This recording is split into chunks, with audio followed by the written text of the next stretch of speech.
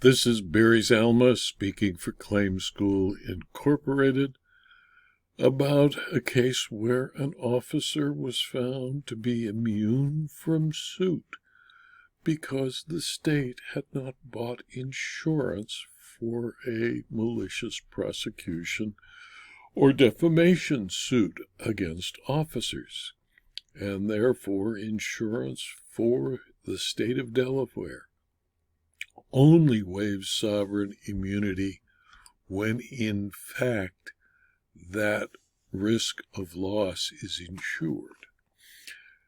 On February 15, 2023, Kimberly Letke filed a pro se complaint against Defendant Matthew Sprinkle for defamation and malicious prosecution, and on October 3, 2023, she filed another complaint adding defendants Corporal Tyler Beulter of the DNREC police and the Attorney General of Delaware Kathleen Jennings as defendants, in which she added 3 additional claims of false arrest and violations of public trust, unlawful detention, and violations of her rights under the Fourth Amendment to the United States Constitution.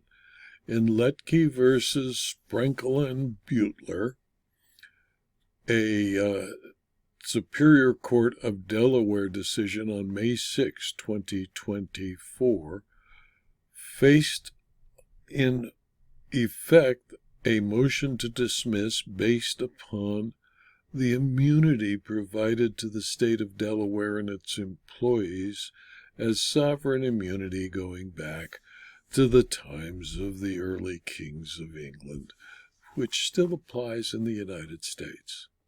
Sprenkle had hunted and harvested a deer in Cape Henlopen State Park, allegedly trespassing on plaintiff's neighbor's property to reach the park.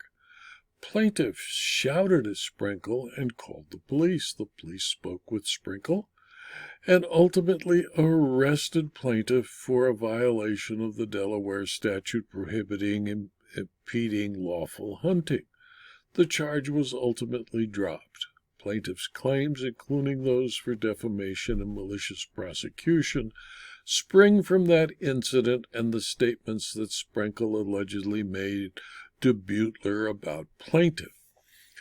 The doctrine of sovereign immunity in Delaware provides that the state, including its agencies, can only be sued by consent or by an express act of the General Assembly.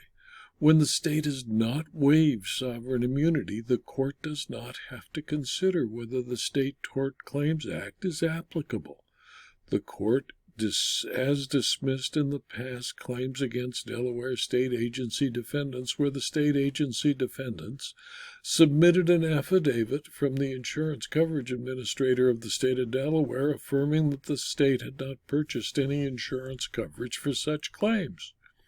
Without a waiver of sovereign immunity, the court held that plaintiff's claims were barred, and therefore the court was not required to consider whether the State Tort Claims Act was applicable.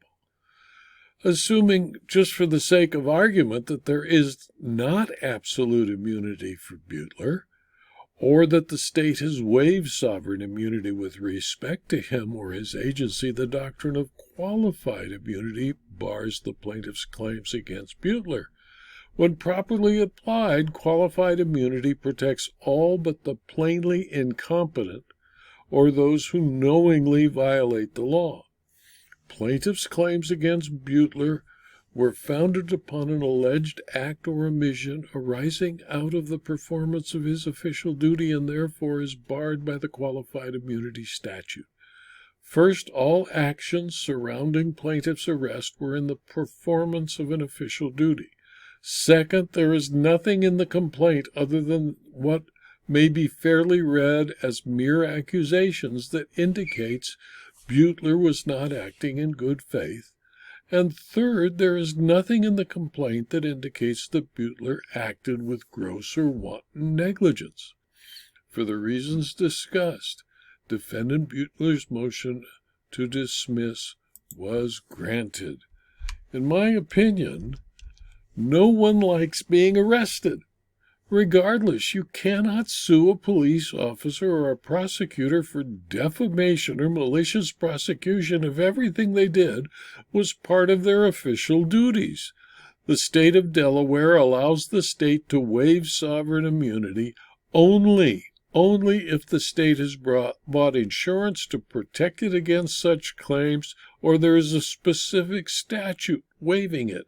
Since there was no statute and there was no insurance protecting the officer, he was immune from suit, and the case is dismissed, again proving that it is not truly wise to use yourself as your lawyer if you're trying to succeed in a lawsuit.